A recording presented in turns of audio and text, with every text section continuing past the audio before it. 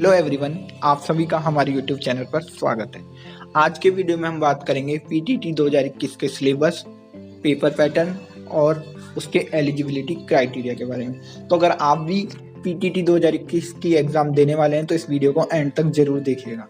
दोस्तों, वीडियो शुरू करने से पहले मैं आप सभी को अपना इंट्रोडक्शन देना चाहूँगा, क्योंकि आजकल कई ऐसे चैनल है जो उल्टी सीधी अफवाहें फैला रहे हैं पीटीटी एग्ज़ाम के बारे में, जो सच नहीं होती है। तो मैं आपको इस बात से आश्वस्त करना चाहता हूँ कि जो भी मेरे द्वारा इस वीडियो में इंफॉर्मेशन दी जाएगी वो एकदम एक्यूरेट होगी।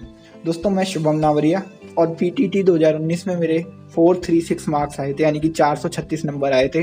और करंटली मैं परिष्कार college of global excellence Jaipur से बीए बीएड परसू कर रहा हूँ और अभी मैं सेकेंड ईयर में हूँ। तो दोस्तों, आइए हम हमारी वीडियो को शुरू करते हैं। पीटीटी के एग्ज़ाम में हमारे पास जो भी प्रश्न आते हैं वो एमसीक्यू टाइप में आते हैं और हमें टोटल टाइम 3 घंटे का मिलता है। टोटल क्वेश्चन हमारे पास 200 होते हैं और टोटल मार्क्स होते हैं 600, यानी कि हर एक करेक्ट आंसर के हमको मिलेंगे 3 नंबर। कई दोस्तों का सवाल आता है कि क्या भैया इसमें नेगेटिव मार्किंग होती है या नहीं, तो इसका जवाब है कि इसमें नेगेटिव मार्किंग नहीं होती है। अब हम सिलेबस की ओर बढ़ते हैं। किसी भी एग्ज़ाम को क्वालिफाई करने से पहले हमें उसका सिलेबस जरूर पता होना चाहिए, क्योंकि दोस्तों जब तक हमें सिलेबस ही पता नहीं होगा तो हम उस एग्ज़ाम की तैयारी कैसे करेंगे। पीटीटी का सिलेबस 4 पार्ट में डिवाइडेड है। पार्ट ए हमारा होता है मेंटल एबिलिटी का, पार्ट बी होता है टीचिंग एप्टीट्यूड, पार्ट सी होता है जनरल नॉलेज और पार्ट डी होता है इंग्लिश और हिंदी लैंग्वेज। दोनों में से कोई एक आपको चूज करनी होगी एग्जाम सेंटर पर जाकर। हर पार्ट से हमारे पास 50-50 क्वेश्चन आएंगे, यानी कि हर सेक्शन हमारा 150 नंबर का होगा। और दोस्तों, एक इम्पॉर्टेंट बात यह है कि जो टीचिंग एप्टीट्यूड वाला जो सेक्शन है उसमें हमारे पास जो 4 ऑप्शन होते हैं उसमें से एक तो बिल्कुल ही गलत होगा, जिस पर अगर आप टिक लगाएंगे ओएमआर शीट में तो आपको एक भी नंबर नहीं मिलेगा। और जो बाकी के 3 ऑप्शन हैं वो बढ़ते हुए क्रम में अरेंज हुए हुए होते हैं। उनमें से अगर हम सबसे सही वाले को टिक लगाएंगे तो हमें पूरे 3 नंबर मिलेंगे, उससे कम वाले को लगाएंगे तो 2 और उससे कम वाले को लगाएंगे तो 1। तो दोस्तों, अब बात करते हैं हम हमारे सेक्शंस के बारे में। जो जीके सेक्शन होता है वो इस एग्ज़ाम का सबसे बड़ा सेक्शन होता है। उसमें से जो टॉपिक्स आते हैं वो मैंने अपने अनुभव के आधार पर यहाँ पर लिख दिए हैं कि इंडियन हिस्ट्री से हमारे पास क्वेश्चन आ सकते हैं। इंडियन हिस्ट्री हम अर्लीस्ट टाइम से लेकर अभी प्रेजेंट तक की, और करंट अफेयर ऑफ नेशनल और इंटरनेशनल इम्पोर्टेंस।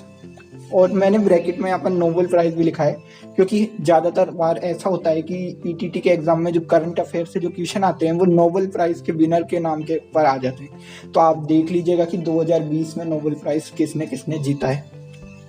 फेमस पर्सनैलिटीज़ जैसे गांधी जी, सरदार पटेल और भी बहुत सारे हैं। स्पोर्ट्स इवेंट से लेकर हमारे पास 3 या 4 क्वेश्चन हर साल आते हैं, तो आप स्पोर्ट्स इवेंट को जरूर देख लीजिएगा करंट वाले को। और ज़्यादातर दोस्त ये होता है कि जो टूर्नामेंट होते हैं, जैसे कि कोई भी टूर्नामेंट हो गया तो उसका विनर का लोग नाम याद कर लेते हैं, पर इस एग्ज़ाम में क्या होता है विनर का नाम नहीं पूछा जाता, सेकंड कौन आया था, लास्ट कौन आया था, रनर अप कौन रहा था, ऐसे क्वेश्चन भी आ जाते हैं।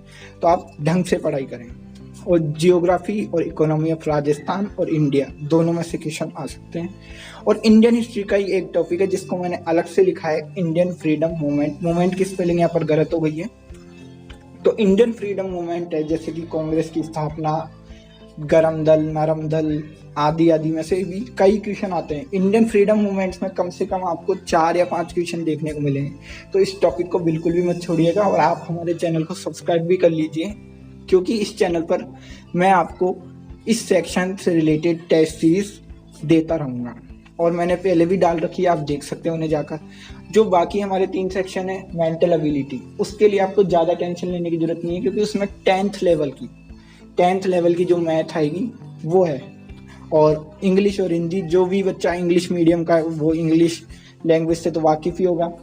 उसमें ग्रामर आएगी 10th लेवल की और वोकेबुलरी।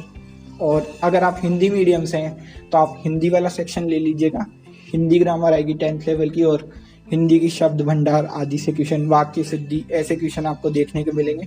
टीचिंग एप्टीट्यूड है, इसकी तैयारी भी दोस्तों मैं आपको इस यूट्यूब चैनल पर करा दूंगा, क्योंकि इसमें जो क्वेश्चन आते हैं वो सिचुएशन के आधार पे आते हैं कि अगर आप एक अध्यापक होते तो आप उस सिचुएशन में क्या कदम उठाते, तभी उसमें मार्क्स भी घटते और बढ़ते क्रम में दिए जाते हैं।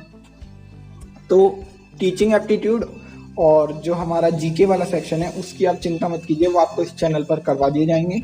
बस आपको मेंटल एबिलिटी और हिंदी और इंग्लिश लैंग्वेज का देखना है। अगर आपको वो भी चाहिए तो आप कमेंट करके हमें बता सकते हैं, मैं उनके भी वीडियोस अपलोड कर दूंगा। अब बात करते हैं कि हमारी एलिजिबिलिटी क्या है। तो अगर आप 4 ईयर बीएड में एडमिशन लेना चाहते हैं तो आपके 12th में 50% होने चाहिए कम से कम। और अगर आप रिजर्व कैटेगरी हो यानी कि SC ST OBC EWS आदि से हो तो आपके 45% भी चलेंगे। दोस्तों यहाँ पर एक इम्पॉर्टेंट बात यह है कि अगर आपके 50% या 45 से एक भी पर नंबर कम होगा तो भी आपका सिलेक्शन नहीं होगा, तो आप जरूर चेक कर ले। और अगर आप 2 ईयर बीएड में एडमिशन लेना चाह रहे हो तो आपके ग्रेजुएशन में कम से कम 50% होना चाहिए। और यहाँ भी वही सेम बात है कि रिजर्व कैटेगरी वालों के लिए 5% की छूट है। अगर आप फाइनल ईयर में हो जैसे कि BA final, BSc final, BCom final, तो आप अप्लाई कर सकते हो। इसकी शर्त ये है कि आपकी जो काउंसलिंग होगी, एग्ज़ाम के बाद एक काउंसलिंग होती है, उससे पहले आपका रिजल्ट डिक्लेयर हो जाना चाहिए, नहीं तो आप क्वालिफाई नहीं कर पाओगे एग्ज़ाम के लिए। दोस्तों यहाँ पर जो 4th वाला पॉइंट है उसको ध्यान से पढ़िए। The online application form fee of Rs 500 for PTT is non refundable, therefore only such candidate should apply who are eligible as per rules. तो दोस्तों यहाँ पर लिखा हुआ है कि जो 500 रुपये की एप्लीकेशन फॉर्म की जो फ़ी होगी वो नॉन रिफंडेबल है, यानी कि एक बार जमा होने के बाद वो लौटाई नहीं जाएगी। तो आप पहले चेक कर लीजिए कि आप क्या एलिजिबल हो। आपके 12th में 50% होने चाहिए, ग्रेजुएशन में आपके 50% होने चाहिए। अगर आप चेक नहीं करते और एग्ज़ाम दिए आते हो, एग्ज़ाम देने से वक्त आपको कोई चेक नहीं करेगा, लेकिन जब काउंसलिंग होगी तो आपकी ये सारी चीज़ें चेक की जाएगी। तो आप पहले खुद ही चेक करके रख लीजिए, नहीं तो आपके 500 रुपये बेकार चले जाएंगे। अब हम बात करते हैं कि क्या यहाँ पर कोई रिजर्वेशन होता है। तो दोस्तों आप सभी को पता ही है कि हर एग्ज़ाम में रिजर्वेशन होता है, तो यहाँ पर भी है।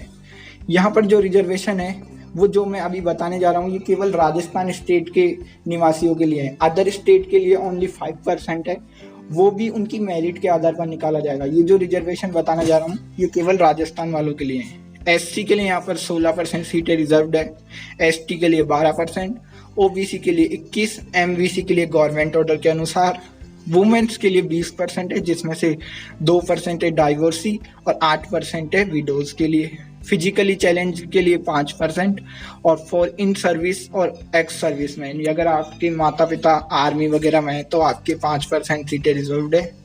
और इकोनॉमिक वीकर सेक्शन EWS के लिए 10% सीटें रिजर्व हैं। तो दोस्तों इस प्रकार आज की वीडियो में इतनी जानकारी दे पाऊंगा। अगर आपको वीडियो अच्छा लगा तो इसे लाइक करें और इसे अपने दोस्तों जो कि PTT का एग्ज़ाम देने वाले हैं 2021 में, उनके साथ शेयर करना ना भूलें और चैनल को सब्सक्राइब कर लें, क्योंकि PTT 2021 की सबसे अच्छी तैयारी इसी चैनल पर मिलेगी आपको। ठीक है दोस्तों, धन्यवाद।